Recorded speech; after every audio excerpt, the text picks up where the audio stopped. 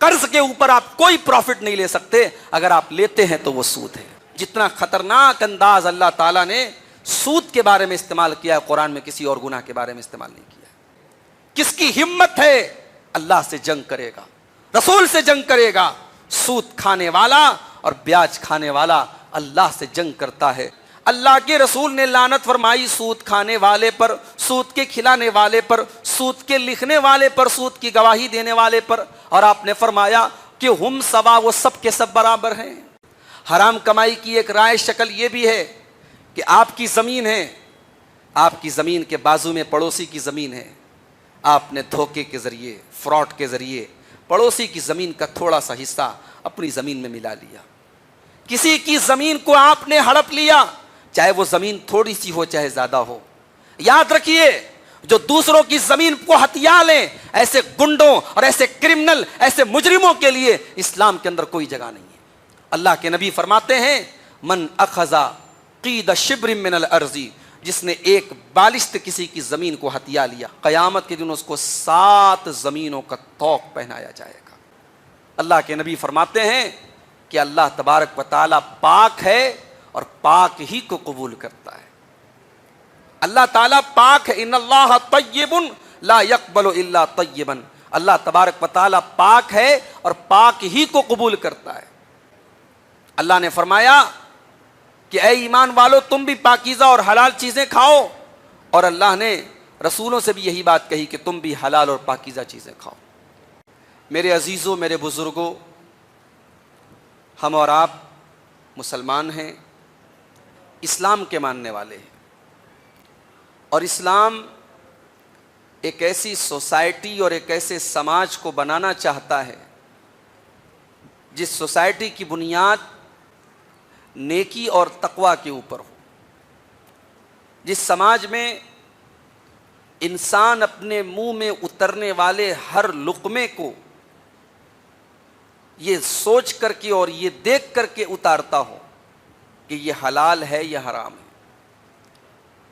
اسلام ایک ایسی سوسائٹی چاہتا ہے جہاں کسی کا حق نہ مارا جائے، کسی پر ظلم نہ کیا جائے، حرام طریقے کا کوئی پیسہ، حرام طریقے کی کوئی کمائی اپنے بلڈ میں، اپنے خون میں شامل نہ کی جائے۔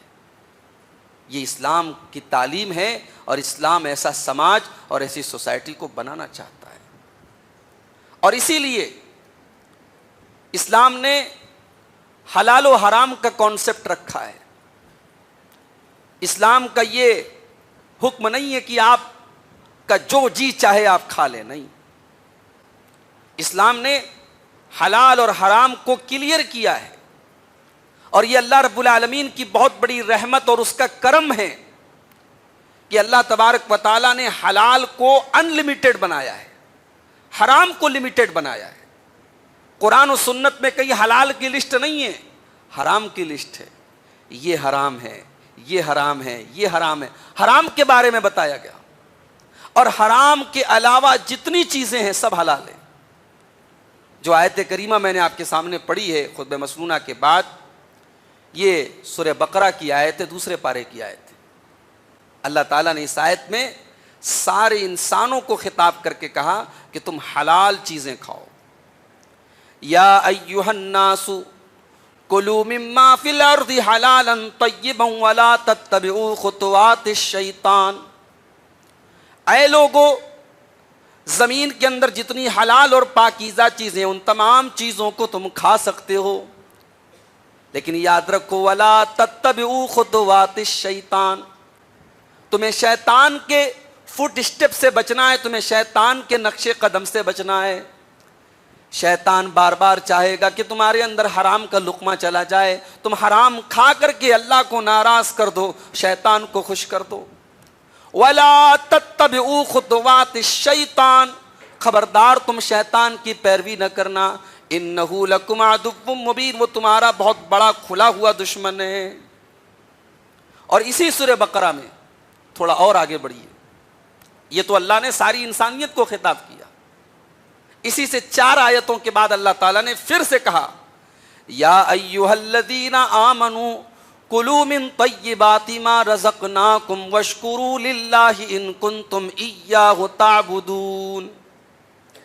اے ایمان والو، ہم نے تم کو جو پاک اور حلال روزی دی ہے تم اس میں سے کھاؤ اور اللہ کا شکریہ ادا کرتے رہو اگر تم اللہ ہی کی عبادت کرتے ہو۔ اس کا مطلب یہ ہوا کہ جو حرام کھاتا ہے، جو حرام کمائی اپنے گھر میں لاتا ہے، وہ اللہ تعالیٰ کا بہت بڑا ناشکرا ہے۔ اللہ کا شکر اس میں ہے کہ آپ اپنے آپ کو حلال کو اپنے لیے آپ کافی سمجھیں اور حرام کے قریب بھی آپ نہ پھٹکیں۔ اور یہ تو ساری انسانیت کو خطاب ہو گیا، اہل ایمان کو خطاب ہو گیا۔ اب آ جائیے قرآن کے 18ویں پارے میں سورہ مومنون کے اندر اللہ تعالیٰ نے رسولوں سے خطاب کیا۔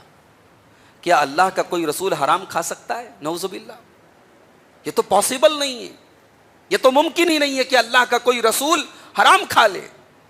مگر اللہ نے اپنے رسولوں سے کہا یا ایھا الرسل کلوا من الطیبات واعملوا صالحا، اے میرے رسولو تم پاکیزہ چیزوں کو کھاؤ اور نیک عمل کرو، انی بما تعملون علیم، میں تمہارے ہر عمل سے خوب واقف ہوں۔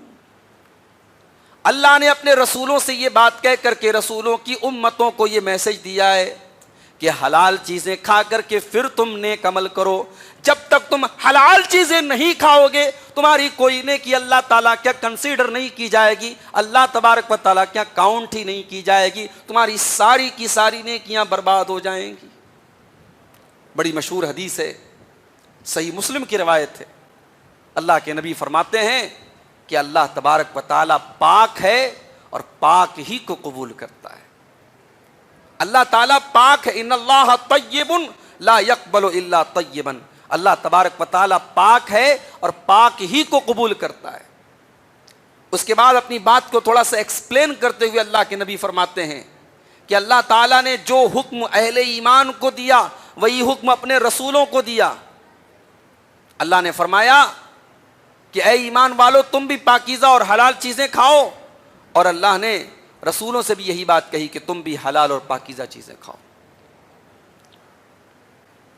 اس کے بعد اللہ کے نبی فرماتے ہیں ایک آدمی بہت طویل سفر کر کے، بہت لمبا سفر کر کے آتا ہے، اشعثا اغبرا، اس کے بال پرا گندا ہو جاتے ہیں لمبے سفر کرنے کی وجہ سے، اس کے کپڑے میلے کچیلے ہو جاتے ہیں لمبے سفر کی وجہ سے، یطیل السفر، وہ لمبا سفر کرتا ہے، یمد یدیہ، وہ اپنے ہاتھوں کو اللہ کی بارگاہ میں پھیلاتا ہے۔ دیکھیے یہ سب قبولیت کے اسباب ہیں۔ آپ سفر میں ہوتے ہیں دعا قبول ہوتی ہے۔ آپ کی حالت جب بیچارگی والی ہوتی ہے، آپ کے کپڑے میلے کچیلے ہیں، آپ کا بال پرا گندا ہے، آپ بالکل عاجز اور بالکل بیچارے بنے ہیں، اس کیفیت میں دعا قبول ہوتی ہے۔ یہ سارے قبولیت کے اسباب ہیں۔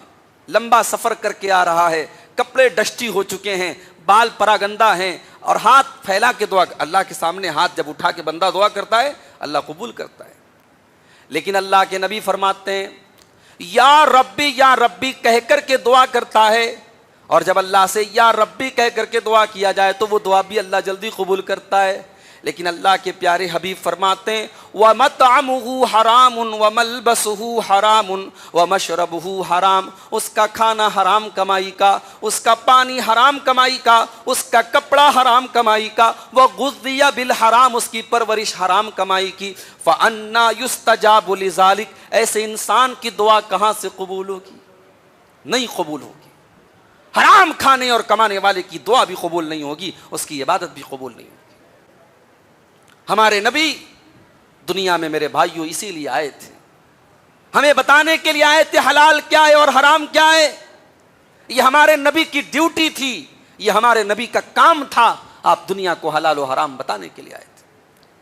اللہ نے فرمایا سورہ اعراف کے اندر وَيُحِلُّ لَهُمُ الطَّيِّبَاتِ وَيُحَرِّمُ عَلَيْهِمُ الْخَبَائِثَ، او لوگو ہم نے تم کو جو نبی دیا ہے اس نبی کا یہ کام ہے وہ پاکیزہ چیزوں کو تمہارے لیے حلال کرتے ہیں اور ناپاک چیزوں کو تمہارے لیے حرام کرتے ہیں۔ وہ حلال کلیئر کر کے بتا دیتے ہیں اور حرام کلیئر کر کے بتا دیتے ہیں۔ اس لیے ہماری شریعت میں حلال و حرام بالکل کلیئر ہے، کوئی کنفیوژن نہیں ہے۔ اللہ کے نبی فرماتے ہیں بخاری اور مسلم کی روایت ہے، الحلال بین والحرام بین وبینہما امور مشتبہات، حلال بالکل کلیئر ہے اور حرام بھی بالکل کلیئر ہے، اور حلال و حرام کے بیچ میں کچھ چیزیں ایسی ہیں جو ڈاؤٹ والی ہیں، جو شک والی ہیں، جو مشتبہ ہیں۔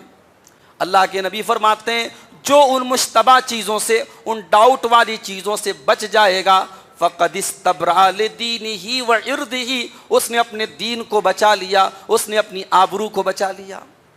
کالراعی یرعی حول الحمى، پھر آگے اللہ کے نبی ایک مثال دیتے ہیں، جیسے کوئی بکریوں کو چرا رہا ہے، کوئی چرواہا اپنے جانوروں کو چرا رہا ہے اور کسی دوسرے کی سرحد کے پاس، کسی دوسرے کی بارڈر کے پاس اپنی بکریوں کو لے کے جاتا ہے، اس کی سرحد کے پاس، اس کی بارڈر کے پاس اور اس کے کھیت کی جو لمٹ ہے اس لمٹ کے پاس لے جا کر کے اپنی بکریوں کو چرا رہا ہے۔ جب بارڈر کے قریب جائے گا تو اس بات کا ڈر موجود ہے کہ بکریاں بارڈر کو کراس کر جائیں گی۔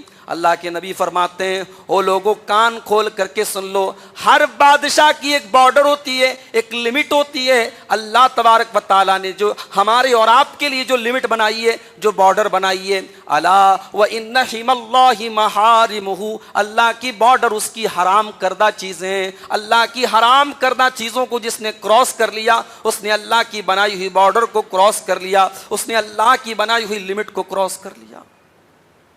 یہ ہے اسلام، حلال بالکل کلیئر ہے اور حرام بالکل کلیئر ہے۔ اگر کوئی چیز ڈاؤٹ والی ہے، اللہ کے نبی کہتے ہیں اپنے دین کی حفاظت چاہتے ہو، اپنی آبرو کی حفاظت چاہتے ہو، اس سے اپنے آپ کو بچو، اس کو اوائڈ کرو۔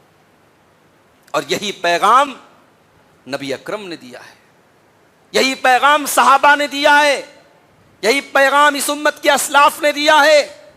اللہ کے نبی مسجد میں بیٹھے ہوئے ہیں، آپ کا نواسا، آپ کا لاڈلا نواسا حضرت حسن رضی اللہ تعالیٰ عنہ مسجد نبوی میں کھیل رہے ہیں، 4 یا 5 سال کی ان کی عمر ہے۔ مسجد نبوی میں کچھ کھجوریں آئی ہیں، صدقہ کی کھجوریں آئی ہیں، کنارے رکھی ہوئی ہیں۔ حضرت حسن 4-5 سال کے بچے ہیں، انہیں کیا پتا کہ یہ کھجور کس چیز کی آئی ہے۔ انہوں نے ایک کھجور اٹھائی اور اپنے منہ میں ڈالنے لگے۔ اگر اللہ کے رسول چاہتے ان کے ہاتھ سے وہ کھجور چھین لیتے، ان کے منہ میں سے نکال لیتے، مسئلہ حل تھا، مسئلہ ختم تھا، مگر نبی نے اتنا نہیں کیا۔ نبی نے ایک قدم اور آگے بڑھ کر کے اس 5 سال کے بچے کو ٹریننگ دی کہ یہ حرام ہے، تجھے نہیں کھانا ہے۔ بخاری کے الفاظ، اللہ کے نبی اپنے نواسے سے کہتے ہیں ککھن ککھن، بیٹا اس کھجور کو تھوک دے، نکال دے۔ آپ نے اشارہ کر کے فرمایا کہ اس کھجور کو تو منہ سے نکال دے۔ اما شعورتا انا لا ناکل الصدقہ، اے میرے بچے کیا تو نہیں جانتا کہ ہم صدقہ نہیں کھاتے، ہمارے لیے صدقہ حرام ہے۔ تو میرا نواسا ہے، تو میری بیٹی کا بیٹا ہے، تیرے لیے بھی یہ صدقہ کا مال حرام ہے۔ اے میرے بچے یہ حرام چیز ہے، تجھے نہیں کھانا ہے۔ اللہ کے نبی 5 سال کے بچے کو حلال و حرام بتاتے ہیں۔ میرے بھائی یہ احتیاط ہے نبی کی، اور یہی احتیاط برتی ہے صحابہ کرام نے۔ حضرت ابوبکر صدیق کا ایک غلام آتا ہے، ان کے لیے پیسہ کما کے لاتا ہے۔ ایک دن کچھ کھانے کی چیز لاتا ہے، حضرت ابوبکر صدیق اس کو منہ میں ڈال لیتے ہیں۔ کہتا ہے آپ کو معلوم ہے یہ کھانے کی چیز، یہ مٹھائی میں کہاں سے لایا ہوں؟ کہتا ہے میں دور جاہلیت میں کوہانت کرتا تھا۔ کوہانت کا مطلب کیا ہوتا ہے؟ لوگوں کے مستقبل کے بارے میں الٹی سیدھی چیزیں بتانا، جیسے کچھ لوگ ہاتھ کی لکیروں کو دیکھ کے بتاتے ہیں، کوئی طوطا رکھے ہوتے ہیں وہ سب بتاتے ہیں نا، پامسٹ وغیرہ، مستقبل کا حال بتانے والے۔ جو دنیا کے مستقبل کا حال بتاتے ہیں وہ بیچارے سڑک پر بیٹھ کر کے کھاک چھانتے ہیں۔ ارے جب سب کا مستقبل پتا ہے تو تجھے اپنا بھی مستقبل پتا ہونا چاہیے، تو بیٹھ کے سڑک پہ کیوں کھاک چھان رہا ہے؟ تو وہ کہتا ہے وہ غلام کہ میں کوہانت کرتا تھا اور اسی کی یہ کمائی ہے، مجھے آتا جاتا کچھ نہیں تھا، ایسے ہی بیوقوف بناتا تھا۔ آج ایک پرانا مرید مل گیا، اس نے یہ مٹھائی لا کے دی تھی، میں نے وہ میں لے آیا ہوں۔ حضرت ابوبکر صدیق رضی اللہ تعالیٰ عنہ نے اپنے حلق کے اندر ہاتھ ڈال کر کے قے کر دی، الٹی کر دی، وامٹنگ کر دی، اور پورا وہ جو سامان آپ نے کھایا تھا وہ نکال دیا۔ وہاں یہ کانسیپٹ بھی نہیں تھا کہ کھا لیا تو کھا لیا، اگر میرے کنٹرول میں ہے میں باہر نکالوں گا، میرے پیٹ کے اندر حرام کمائی نہیں ہونی چاہیے۔ یہ صحابہ کی احتیاط تھی۔ اور آگے بڑھیے، عبداللہ بن مبارک کا نام آپ نے سنا ہوگا، بہت بڑے تابعی ہیں، بہت بڑے امام ہیں۔ ان کے والد مبارک کا واقعہ سیرت نگاروں نے اور تاریخ نگاروں نے لکھا ہے کہ وہ ایک شخص کے باغ میں کام کرتے تھے. کسی پھل کا باغ تھا. اب اس باغ کی دیکھ ریکھ ان کے ذمے تھی. ایک دن مالک کا گزر ہوا. اس نے کہا کہ اس باغ کا جو پھل ہے، اس نے کہا کہ یہ پھل لیتے آؤ، تھوڑا سا مان لیجیے انگور کا پیڑ تھا، میں مثال دے رہا ہوں، انگور لیتے آؤ. اب وہ نوکر جو تھا وہ انگور لے آیا. اس نے کہا تھا میٹھے انگور لانا، وہ کہیں سے انگور کے کچھ گچھے توڑ کے لے آیا. مالک نے چکھا تو انگور بڑے کھٹے تھے. اس نے کہا میں نے تم سے کہا تھا میٹھا لاؤ، تم کھٹا لے آئے. تو کہا کہ مالک مجھے کیا پتا کہ کون سے انگور کھٹے ہیں کون سے میٹھے ہیں. تو کہا کہ کیا تم نے آج تک چکھا نہیں کہ کون سا کھجور کھٹا ہے کون سا میٹھا ہے، کون سا انگور کھٹا ہے کون سا میٹھا ہے. تو نوکر نے کہا کہ مجھے کیا معلوم، مجھے آپ نے انگوروں کے کھانے کی ذمہ داری نہیں دی ہے، آپ نے مجھے ان کی دیکھ بھال کی ذمہ داری دی ہے. میں کیسے انگور کو اپنے منہ میں ڈال سکتا ہوں. یہ بات سن کر کے وہ بہت حیران ہوا وہ مالک، یعنی اتنا ایماندار بھی کوئی ہو سکتا ہے. اس کے بعد اس نے پوچھا کہ اچھا یہ بتاؤ کہ میں اپنی بیٹی کی شادی کرنا چاہتا ہوں، رشتہ تلاش کر رہا ہوں، کیسا رشتہ مجھے کرنا چاہیے. تو نوکر نے، بڑا ہوشیار تھا، ذہین تھا، اس نے کہا دیکھیے رشتوں کے 4 معیار ہوتے ہیں. کرسچنز کے ہاں، عیسائیوں کے ہاں خوبصورتی دیکھی جاتی ہے، یہودیوں کے ہاں مال دیکھا جاتا ہے، اہل عرب خاندان اور حسب و نسب دیکھتے ہیں، اور اسلام نے دینداری کو ترجیح دینے کی بات کہی ہے. میرا مشورہ یہ ہے کہ کوئی دیندار رشتہ مل جائے تو آپ اس کو ترجیح دیں. کہا کہ مجھے آج ایک دیندار رشتہ مل گیا ہے، میں اپنی بیٹی کے لیے ایک دیندار رشتہ تلاش کر رہا تھا، وہ دیندار رشتہ مجھے مل گیا ہے. اے مبارک، میں اپنا داماد تمہیں بنانا چاہتا ہوں، تمہارے جیسا دیندار شخص مجھے نہیں ملے گا. یہ مبارک تھے، عبداللہ بن مبارک کے والد تھے. اس مالک نے اپنی بیٹی کی شادی ان سے کر دی، ان کی ایمانداری، ان کی نیکی، ان کے تقوی کی وجہ سے. اور آگے انہی مبارک کے بیٹے پیدا ہوتے عبداللہ بن مبارک، جو اپنے دور کے بہت بڑے تابعی اور بہت بڑے امام گزرتے ہیں. یہ ہمارے اسلاف تھے میرے بھائی. تو امام بخاری کے جو والد تھے وہ جب مرض الموت میں تھے تو امام احمد ابن حفص اس دور کے بہت بڑے محدث تھے. اچھا، امام بخاری کے والد بھی محدث تھے. امام بخاری خود تو امیر المومنین فی الحدیث ہیں، ان کے والد بھی بہت بڑے محدث تھے. تو ان کے والد کے پاس ایک محدث آئے، احمد ابن حفص. والد کا آخری ٹائم ہے امام اسماعیل کا. تو امام احمد ابن حفص نے کہا کہ آپ کا کیا حال ہے، کیا کیفیت آپ محسوس کر رہے ہیں. تو امام اسماعیل نے، امام بخاری کے والد نے کہا کہ اللہ کی قسم، جہاں تک میں جانتا ہوں، لیس عندی درہم من حرام ولیس عندی درہم من شبہہ. کہا کہ جہاں تک میں جانتا ہوں میرے پاس حرام کمائی کا 1 درہم بھی نہیں ہے، حرام کمائی کا 1 درہم بھی میرے گھر میں نہیں. اس بات کی میں گارنٹی لے سکتا ہوں. اور ایسا بھی کوئی درہم میرے گھر میں نہیں ہے جو ڈاؤٹ والی، شبہ والی کمائی کا ہو. ایک تو حرام ہوتی ہے، ایک ہوتی ہے کہ ڈاؤٹ ہے، شک ہے. کہا کہ شک والا بھی کوئی درہم میرے گھر میں نہیں ہے. امام احمد ابن حفص کہتے ہیں کہ امام بخاری کے والد کی یہ بات سن کر کے میں اپنے آپ کو بڑا حقیر سمجھنے لگا. مجھے لگا کہ کیا ایسے بھی لوگ ہوتے ہیں. پھر مجھے قرآن کی وہ آیت یاد آئی کہ جب باپ نیک ہوتا ہے تو بیٹے کو اللہ تبارک و تعالیٰ اونچا درجہ دیتا ہے. وَقَانَ أَبُوهُمَا صَالِحًا، باپ نیک تھا تو اللہ نے 2 یتیم بچوں کے خزانے کی حفاظت کروائی تھی حضرت خضر سے. آج مجھے وہ آیت یاد آئی کہ امام بخاری کے باپ اتنے نیک ہیں، اس لیے امام بخاری کا یہ درجہ اور یہ مقام ہے. میرے پیارے ساتھیوں، یہ ہمارے اسلاف تھے، حلال و حرام کے معاملے میں اتنے سینسٹیو تھے. مگر آج ہم جس دور سے گزر رہے ہیں، یہاں تو پیسہ کمانے کی ایک ریل لگی ہوئی ہے، پیسہ کمانے کی ایک ریس لگی ہے. پیسہ کمانا ہے، حلال آئے حرام آئے، جائز آئے ناجائز آئے، جس طریقے سے بھی آئے، بس ہمیں کروڑ پتی بننا ہے، ہمیں پیسے کمانا ہے. یاد رکھو یہ قیامت کے قریب ہونے کی نشانی ہے. اللہ کے پیارے نبی جناب محمد الرسول اللہ صلی اللہ علیہ وسلم فرماتے ہیں، صحیح بخاری کی روایت ہے، یاتی علی الناس زمان لا یبال المرء من این اخذ المال. ایک ایسا دور قیامت کے پہلے آئے گا جب انسان پرواہ نہیں کرے گا کہ مال کہاں سے کما رہا ہے، حلال طریقے سے کما رہا ہے یا حرام طریقے سے کما رہا ہے. قیامت کے دن حساب دینا ہوگا، مال کہاں سے کمایا آپ نے اور کہاں خرچ کیا آپ نے. اللہ کے پیارے حبیب فرماتے ہیں، لا تزول قدم ابن آدم من عند ربہ یوم القیامہ، قیامت کے دن انسان اپنی جگہ سے ہل نہیں سکتا جب تک 5 سوالوں کے جواب نہ دے دے۔ ان 5 سوالوں میں ایک سوال یہ بھی کیا جائے گا، وَعَن مَالِهِ مِنْ أَيْنَ اكْتَسَبَهُ، میرے بندے تو نے مال کہاں سے کمایا، وَفِيمَ أَنفَقَهُ، اور تو نے مال کہاں پر خرچ کیا۔ یہ حساب ہوگا ہم سے اور آپ سے، کہاں سے کمایا کہاں خرچ کیا۔ حرام کی کمائی اگر ہم اپنے بچوں کو لا کے کھلا رہے ہیں میرے بھائی، ہم اپنے ساتھ ساتھ اپنے بچوں کو جہنمی بنا رہے ہیں۔ کون ایسا انسان ہے جو اپنے بچوں کو آگ میں ڈالنا پسند کرے گا؟ ہم سب اپنے پریوار سے محبت کرتے ہیں، اپنی فیملی سے پیار کرتے ہیں، لیکن اگر ہم نے اپنے گھر میں حرام کمائی لا کر کے اپنے بچوں کو کھلائی، اللہ کے نبی فرماتے ہیں کہ جو جسم حرام کمائی سے پرورش پاتا ہے، جس بدن کے اندر حرام کمائی کا خون دوڑتا ہے، فالنار اولا بہی، جہنم کی آگ اس کی زیادہ حقدار ہے، وہ جسم جہنم کی آگ میں ڈالا جائے گا۔ میرے بھائیوں، ہمیں اور آپ کو حلال و حرام کی فکر کرنی چاہیے۔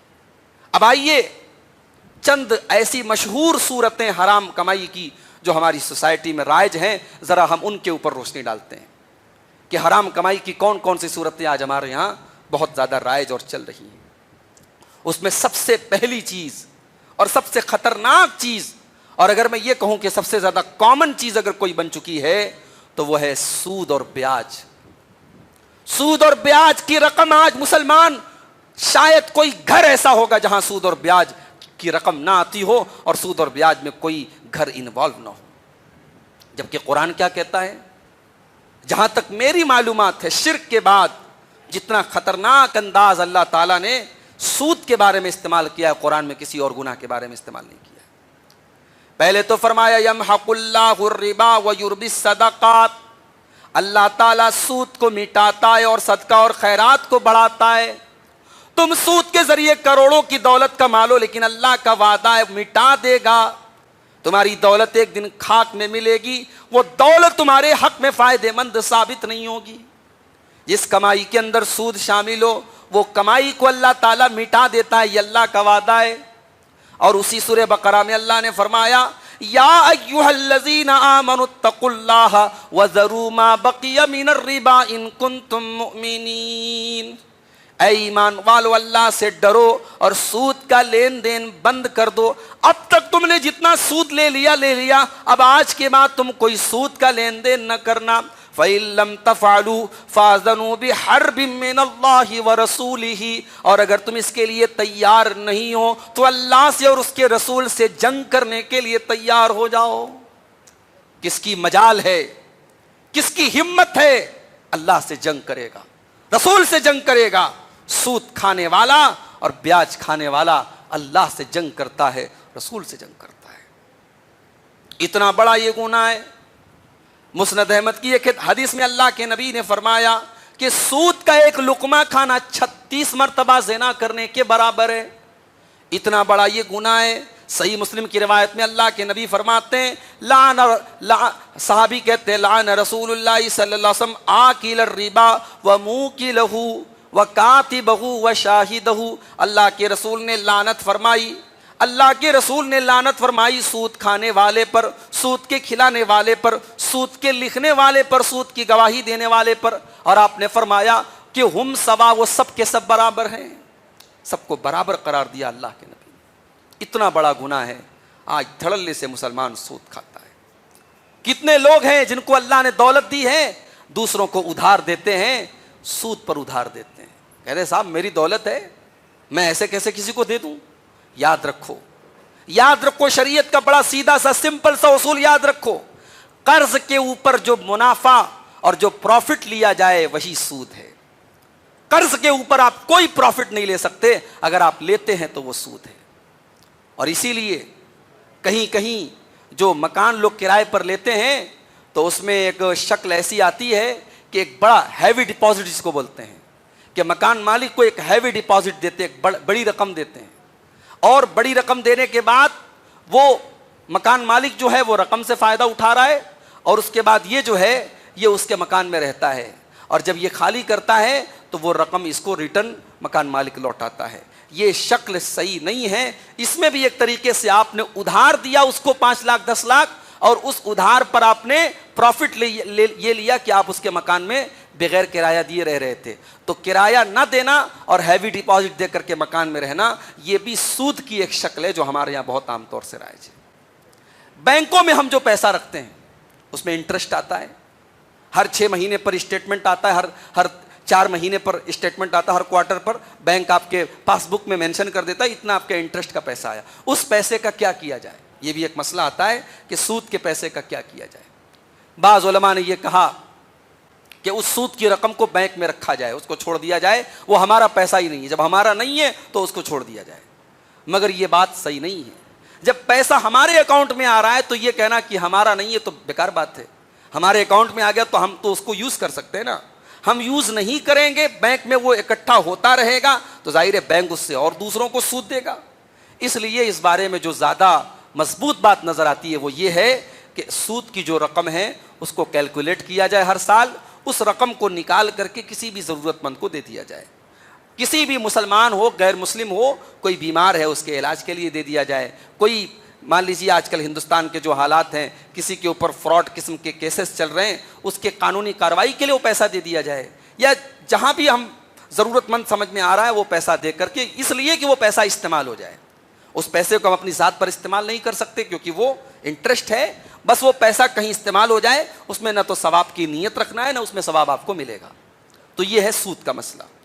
اب اور آگے بڑھیے.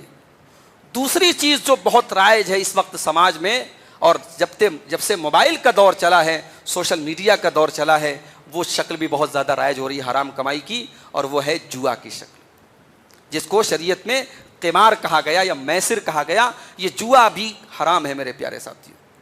اللہ تعالیٰ نے اس جوئے کے بارے میں بڑی سخت, بہت سخت لفظ اللہ تعالیٰ نے استعمال کیا. اللہ نے فرمایا یا ایھا الذین آمنوا انما الخمر والمیسر والانصاب والازلام رجس من عمل الشیطان. اے ایمان والو, یہ شراب, یہ جوا, یہ پانسے کے تیر جن کے ذریعے قسمت کا حال معلوم کیا جاتا ہے, اور یہ آستانے جن کے اوپر غیر اللہ کے آگے سجدہ کیا جاتا ہے, یہ ساری کی ساری چیزیں گندی چیزیں ہیں. من عمل الشیطان, یہ شیطان کے کام ہیں. فاجتنبوہ, ان سے تم بچو. لعلکم تفلحون, تم تبھی کامیاب ہو سکتے ہو. انما یرید الشیطان, شیطان تو یہی چاہتا ہے, ان یوقع بینکم العداوۃ والبغضاء فی الخمر والمیسر, کہ شراب اور جوئے کے ذریعے تم کو لڑا دے, تمہارے دلوں میں نفرت پیدا کر دے. وَيَصُدَّكُمْ عَنْ ذِكْرِ اللَّهِ وَعَنِ الصَّلَاةِ, اور شراب اور جوئے کے چکر میں پڑھ کر کے تم اللہ کو بھول جاؤ اور نماز سے غافل ہو جاؤ. آج کل IPL کا میچ چل رہا ہے, کتنے نوجوان ہیں دھڑلے سے سٹہ بازی کر رہے ہیں, جوا کھیل رہے ہیں. یہ ٹیم جیتے گی تو میں 1000 روپیہ تجھے دوں گا, یہ ہار جائے گی تو 1000 روپیہ تو مجھے دے گا. یہ سٹہ نہیں ہے, جوا نہیں, دھڑلے سے کھیلا جا رہا ہے. اور اب باقاعدہ موبائل کے اوپر بہت سارے ایپ آ رہے ہیں, مائی ڈریم کر کے, اور کون کون سے ایپ آ رہے ہیں جو کھلے عام جوا کھلوا رہے ہیں, اور ہمارا نوجوان اس جوئے کا عادی بن رہا ہے. اور یہ جو جوا ہوتا ہے, جب ایک مرتبہ اس کی لت لگ جاتی ہے تو یاد رکھیے, انسان اگر جوئے کا عادی ہو گیا تو اپنے گھر کی ضرورت کی چیزوں کو بیچنے لگتا ہے. حالات یہ ہو جاتے ہیں کہ اپنے ماں باپ کا پیسہ چرا کے بیچنے لگتا ہے, اپنی ماں کے زیورات بیچنے لگتا ہے, اپنے گھر کی ضرورت کی چیزیں بیچنے لگتا ہے. یہ جوا اتنی خراب لت ہے. دور جاہلیت میں لوگ جوئے میں اپنی بیویوں تک کو ہار جایا کرتے تھے. تو اللہ نے فرمایا کہ شیطان جوئے کے ذریعے 2 کام کروانا چاہتا ہے. ایک تو تمہیں لڑانا چاہتا ہے, جب جوئے میں انسان ہارے گا غصہ پیدا ہوگا, سامنے والے کو قتل بھی کر سکتا ہے, مرڈر بھی کر سکتا ہے. اور جوئے کا دوسرا نقصان یہ ہے, جوئے کے اندر ایک قسم کا ایڈکشن ہے, ایک قسم کا نشہ ہے, جو کسی بھی طریقے کے جوئے میں گرفتار ہوگا پھر اس سے نکلنا بہت مشکل ہو جائے گا, وہ نشے کے دلدل کی طرح اس میں دھستا چلا جائے گا. تو یہ دوسری چیز ہے میرے بھائیوں جس سے ہمیں اور آپ کو بچنا ہے. حرام کمائی کی یہ دوسری جو ہے رائج شکل ہے. اسی طریقے سے حرام کمائی کی ایک اور شکل ہے رشوت کا دینا اور لینا. اللہ کے رسول فرماتے ہیں لعن اللہ الراشی والمرتشی, صحیح مسلم کی روایت ہے, آپ نے فرمایا اللہ کی لعنت ہو رشوت دینے والے پر اور رشوت لینے والے پر. ٹھیک ہے ہمارے ملک کے حالات کچھ ایسے ہیں، کبھی کبھی ایسا بھی ہوتا ہے کہ بجلی کا ایک میٹر لگوانے کے لیے بھی ہمیں جب تک ادھیکاریوں کو اور آفیسرز کو کچھ پیسے نہ کھلاؤ تو بجلی کا میٹر نہیں لگ سکتا۔ تو جہاں اس طریقے کے حالات ہیں وہاں بھی ہمیں کوشش یہ کرنی چاہیے کہ ہم جو صحیح طریقہ ہے، جو ہم جہاں تک بچ سکیں بچ جائیں، لیکن جہاں کوئی اور آپشن نہ ہو اور وہ کام ہماری بنیادی ضرورت کی چیز ہو، ٹھیک ہے رشوت دینا آپ کی مجبوری ہو سکتی ہے، رشوت لینا آپ کی کبھی مجبوری نہیں ہو سکتی ہے۔ اللہ نے قرآن میں فرمایا یا ایھا الذین آمنوا لا تاکلوا اموالکم بینکم بالباطل، اے ایمان والو ایک دوسرے کا مال ناجائز طریقے سے مت کھاؤ، اور قرآن میں فرمایا اللہ نے وَتُدْلُوا بِهَا إِلَى الْحُكَّامِ لِتَأْكُلُوا فَرِيقًا مِّنْ أَمْوَالِ النَّاسِ، اپنے معاملے کو حاکم کے پاس لے جا کے، جج کے پاس لے جا کے، انسپکٹر کے پاس لے جا کے، منسٹر کے پاس لے جا کے اور کارپوریٹر کے پاس لے جا کر کے لوگوں کا مال ناجائز طریقے سے کھانا یہ بھی حرام ہے۔ یعنی رشوت کی کوئی بھی شکل اسلام جو ہے اس کو جائز قرار نہیں دیتا ہے، وہ حرام ہے۔ اسی طریقے سے ناجائز اور حرام کمائی کی ایک صورت یہ بھی ہے میرے بھائیو کہ ہم کسی حقدار کا حق مار دیں، کسی کا حق ہے ہمارے ذمے اور ہم وہ حق نہ دیں، یہ بھی حرام کمائی کی ایک شکل ہے۔ اگر ہم نے دنیا میں حقداروں کا حق نہیں دیا تو کل قیامت کے دن ہمیں دینا پڑے گا۔ دنیا میں پیسے کے بدلے پیسہ دیتے ہیں، دنیا میں زمین کے بدلے زمین دیتے ہیں، کل قیامت کے دن کی کرنسی ہماری نیکیاں اور ہمارے گناہ ہوں گے۔ اللہ کے نبی فرماتے ہیں لَتُؤَدُّنَّ الْحُقُوقَ إِلَىٰ أَهْلِهَا، تم ضرور حقداروں کو ان کا حق دے دو گے، ضرور حقداروں کو ان کا حق تمہیں قیامت کے دن دینا پڑے گا۔ حَتَّى يُقَادَ لِلشَّاةِ الْجَلْحَاءِ مِنَ الشَّاةِ الْقَرْنَاءِ، یہاں تک کہ سینگ والی بکری نے اگر بغیر سینگ والی بکری پر کوئی ظلم و ستم کیا ہے تو اس کا بھی حساب دینا ہوگا۔ جانوروں سے بھی قصاص لیا جائے گا۔ جب جانوروں سے قصاص لیا جائے گا جو کہ مکلف نہیں ہیں، ہم تو مکلف ہیں، ہمارے اوپر شریعت لاگو ہوتی ہے، اپلائی ہوتی ہے، میرے پیارے ساتھیوں ہم نے کسی کا حق مارا ہے تو ہمیں حساب دینا پڑے گا۔ آج ایسے ایسے لوگ مسئلہ پوچھتے ہیں مولوی صاحب وضو کرنے کے دوران اگر پانی انجانے میں حلق کے نیچے چلا جائے تو روزہ بچے گا کہ ٹوٹ جائے گا؟ مولوی صاحب برش کرنے سے روزہ رہے گا کہ ٹوٹ جائے گا؟ یہ سوال وہ پوچھتا ہے جو اپنی بیٹی کا وراثت کا حق مار کے بیٹھا ہوا ہے۔ یہ سوال وہ پوچھتا ہے جس نے اپنی بہن کے وراثت کے حق کو غصب کر کے بیٹھا ہوا ہے۔ میرے بھائیوں روزے کی حالت میں حلق کے اندر پانی کا چلا جانا یہ کوئی بڑی چیز نہیں ہے اس کے مقابلے میں کہ انسان کسی کا حق مار کے بیٹھ جائے، بہن کی وراثت ڈکار کے بیٹھ جائے، بیٹی کا حق مار کے بیٹھ جائے۔ آج سماج میں یہ صورتیں بھی عام ہیں کہ ایک دوسرے کا ہم حق مارتے ہیں۔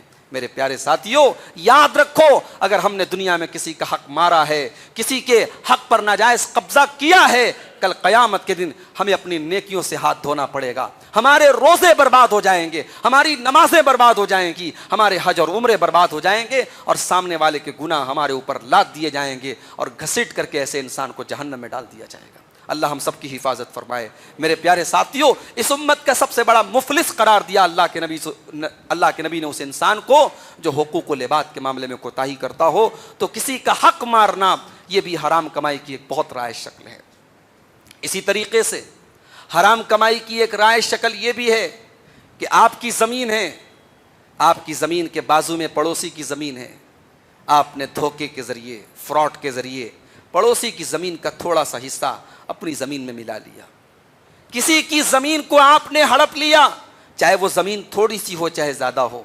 یاد رکھیے جو دوسروں کی زمین کو ہتھیا لیں ایسے گنڈوں اور ایسے کرمنل ایسے مجرموں کے لیے اسلام کے اندر کوئی جگہ نہیں ہے۔ اللہ کے نبی فرماتے ہیں من اخذ قید شبر من الارض، جس نے ایک بالشت کسی کی زمین کو ہتھیا لیا۔ ایک بالشت مطلب یہ ہمارے ہاتھ کے پنجے کا جو ناپ ہوتا ہے اس کو اردو میں بالشت بولتے ہیں۔ ایک بالشت اگر کسی کی زمین آپ نے ہتھیا لی، کسی نے ہتھیا لی، اللہ کے نبی فرماتے ہیں طُوِّقَ مِن سَبْعِ أَرْضِينَ يَوْمَ الْقِيَامَةِ، قیامت کے دن اس کو 7 زمینوں کا طوق پہنایا جائے گا۔ میرے بھائیوں کس کے اندر مجال ہے، کس کے اندر ہمت ہے کہ 7 زمینوں کا طوق اپنی گردن میں پہنے؟ خبردار، یہ زمین، یہ جائیداد، یہ روپیہ، یہ پیسہ سب چھوڑ کے جانا ہے۔ اپنی آخرت برباد نہ کرو میرے بھائیوں، اپنے بچوں کا مستقبل برباد نہ کرو۔ اگر آپ نے کسی کی ایک بالشت زمین بھی ہتھیا لی، آپ کی نسلوں کو تباہ ہونا پڑے گا، آپ کے بچوں کو، آپ کے پسماندگان کو اور آپ کے بعد آنے والی نسلوں کو پچھتانا پڑے گا۔ اللہ ہم سب کی حفاظت کرے۔ کسی کی زمین کو ہتھیانا اور کسی کی زمین پر ناجائز قبضہ کرنا یہ بھی بہت بڑا گناہ ہے اور یہ بھی حرام کمائی ہے۔ اسلام حلال کمائی پر آپ کو ابھارتا ہے، قرآن بھرا پڑا ہے۔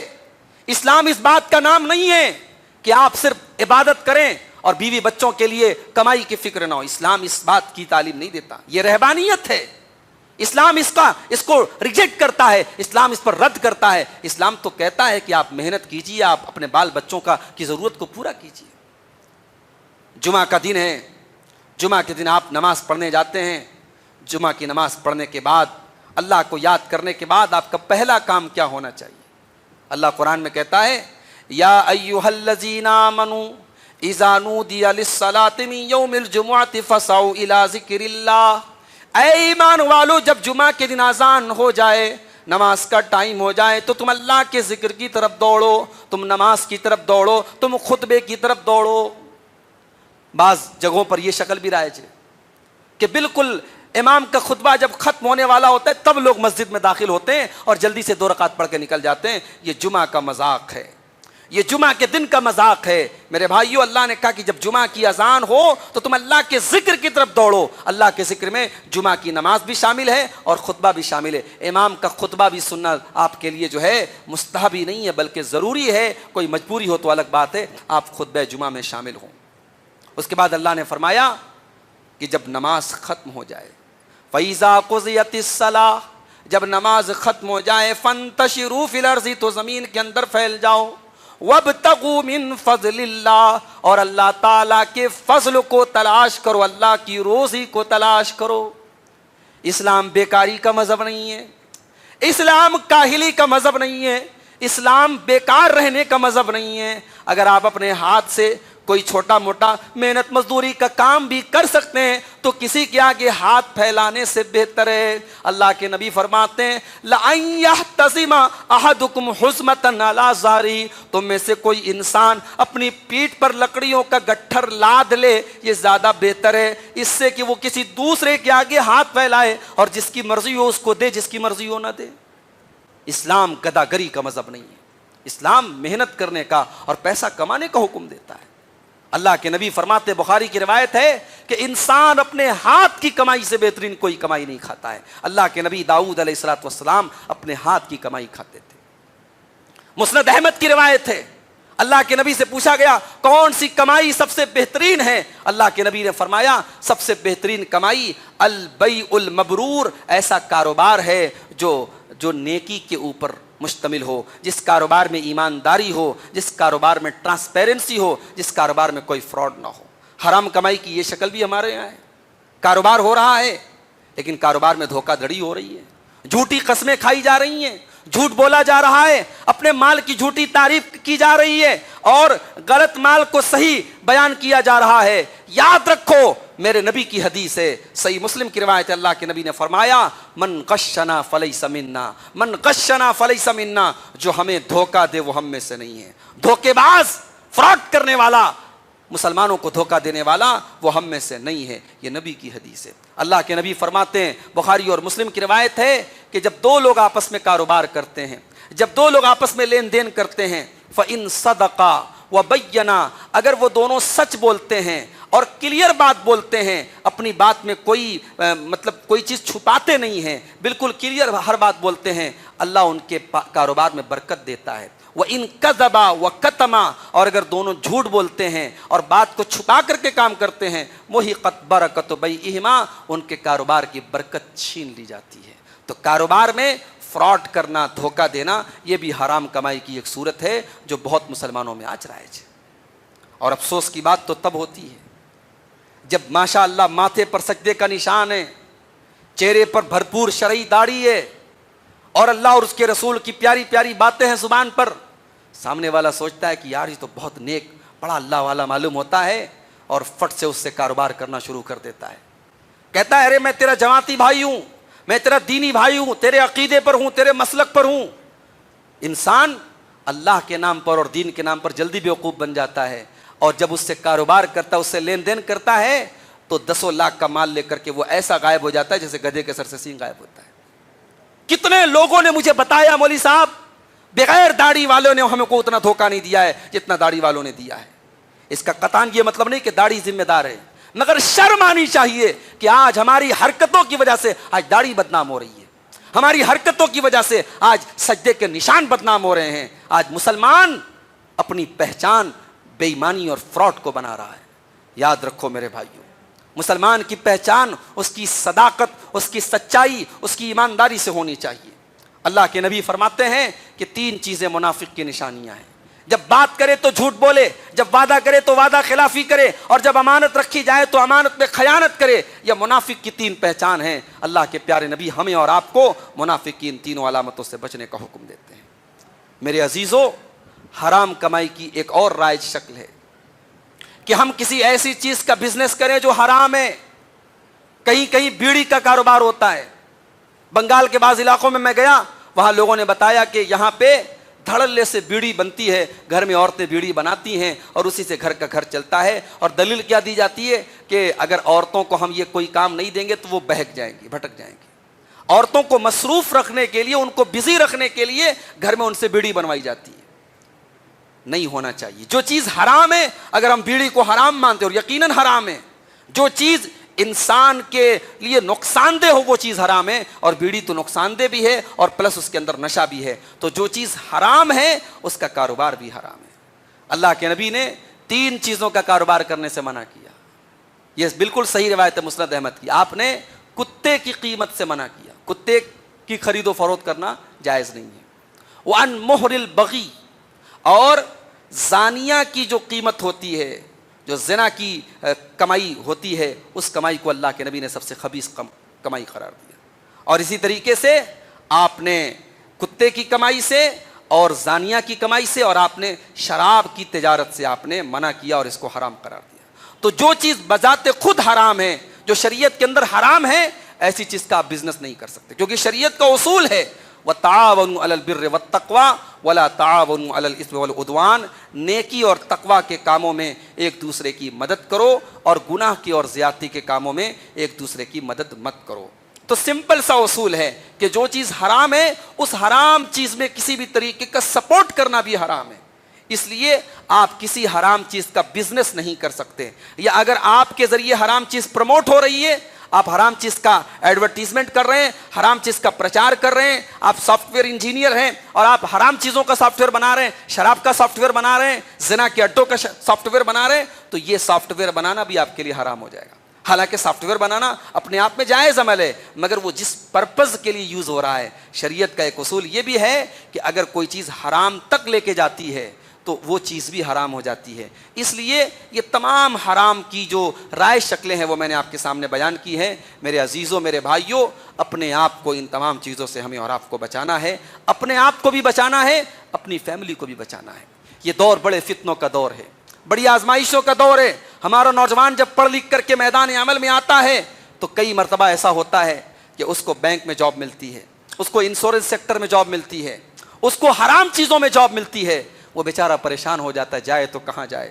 اگر وہ جاب نہیں کرتا ہے، گھر میں بے روزگاری کے تانے ملتے ہیں، بہنوں کی ذمہ داریاں ہیں، باپ کی ذمہ داری ہے، ماں کی ذمہ داری ہے۔ میرے بھائیوں یاد رکھو، اگر ایسے حالات آ جائیں آپ کے اوپر، آپ کوئی مزدوری کا کام کر لینا، کوئی چھوٹی موٹی جاب کر لینا، مگر حرام کا راستہ کبھی نہ اختیار کرنا۔ اللہ کا تقوی اگر اپناتے ہوئے آپ نے حرام سے اپنے آپ کو بچایا، یہ میرا وعدہ نہیں ہے، یہ میرے رب کا وعدہ ہے، یہ اللہ کا وعدہ ہے۔ اللہ سورہ طلاق میں فرماتا ہے وَمَن يَتَّقِ اللَّهَ يَجْعَل لَّهُ مَخْرَجًا وَمَن يَتَّقِ اللَّهَ يَجْعَل لَّهُ مَخْرَجًا، کہ او لوگو جو اللہ سے ڈرے گا، اللہ ضرور اس کے لیے کوئی نہ کوئی راستہ نکالے گا۔ وَيَرْزُقْهُ مِنْ حَيْثُ لَا يَحْتَسِبُ، اور اللہ وہاں سے روزی دے گا جہاں سے وہ سوچ بھی نہیں سکتا۔ اور یاد رکھو، سود اور بیاج کا کام اگر کوئی کرتا ہے تو وہ قطعاً یہ نہ سوچے کہ میں چھوڑ دوں گا تو میں گھاٹے میں پہنچ جاؤں گا، اگر میں نے سود کا کام چھوڑ دیا تو میرا نقصان ہو جائے گا۔ سود کو چھوڑ کر کے جو تیرا نقصان ہوگا وہ اس نقصان سے بہت ہلکا ہے جو تو سود کے ذریعے کما رہا ہے۔ حضرت شعیب علیہ السلام کی قوم ناپ تول میں کمی کرتی تھی، حضرت شعیب علیہ السلام کی قوم جب کسی کو سامان تول کے دیتی تھی تو ڈنڈی مارتی تھی، سامان کم دیتی تھی۔ حضرت شعیب علیہ السلام اپنی قوم سے کہتے ہیں بقیت اللہ خیر لکم، اے میری قوم کے لوگوں، حلال طریقے سے جو تم کو بچت ہو جائے، جو سیونگ تمہاری حلال طریقے سے ہو جائے، اللہ کی وہ بچت ہے، اللہ حلال طریقے سے جو تمہیں دے دے وہی تمہارے لیے بہتر ہے۔ اس لیے میرے بھائیوں، اپنے انویسٹمنٹ بڑھانے کے لیے، اپنی سیونگ بڑھانے کے لیے، اپنے فیوچر کو سیکیور کرنے کے لیے، اپنے بچوں کا بہتر مستقبل بنانے کے لیے خبردار خبردار کوئی حرام راستہ آپ مت اپنائیے۔ اور آخر میں ایک بات کہہ کے بات ختم کروں گا کہ سوال یہ ہے کہ آج ہم نے حرام کی اتنی ساری شکلوں کو سنا اور جانا، لیکن ہم سب انسان ہیں۔ ہمارے سامنے جب لالچ آتا ہے، جب دنیا کی محبت آتی ہے، جب بال بچوں کا خیال آتا ہے، ہم بہہ جاتے ہیں، دریا میں بہہ جاتے ہیں، ہم دھارا میں بہہ جاتے ہیں، ہم بچا نہیں پاتے اپنے آپ کو۔ تو کون سا ایسا فارمولا ہے کہ ہم حرام سے اپنے آپ کو بچا سکیں؟ یہ بہت بڑا سوال ہے، بڑا اہم سوال ہے، آج کے ٹاپک کا ایک بڑا اہم حصہ ہے کہ حرام کمائی سے اپنے آپ کو کیسے بچائیں، شیطان کے پھندے سے کیسے اپنے آپ کو بچائیں۔ تو یاد رکھو میرے بھائیوں، اگر آپ حرام کمائی سے اپنے آپ کو بچانا چاہتے ہیں تو سب سے اہم چیز یہی ہے کہ آپ آخرت کا ڈر اپنے دل میں پیدا کریں۔ دنیا کتنے دن آپ رہیں گے؟ 40 سال رہیں گے، 50 سال رہیں گے؟ ہمارے استاذ محترم جامعہ سلفیہ کے ایک استاذ تھے، ابھی کل ان کا انتقال ہوا۔ فجر کے پرسوں رات میں انہوں نے تراویح کی نماز پڑھی، فجر کے نماز کے لیے اٹھے، سینے میں درد ہوا، بچوں کو آواز دی، تھوڑی دیر کے بعد ہارٹ اٹیک ہوا اور انتقال ہو گیا۔ ہمارے وہ استاذ تھے جو ہمارے استاذ اساتذہ میں سب سے زیادہ جسمانی اعتبار سے فٹ رہنے والوں میں سے تھے، ہم نے کبھی ان کو بیمار نہیں دیکھا تھا۔ موت آتی ہے میرے بھائی، کوئی ایک ہارٹ اٹیک، کوئی ایک بہانہ ملتا ہے اور آپ کا زندگی کا سفر ختم ہو جاتا ہے۔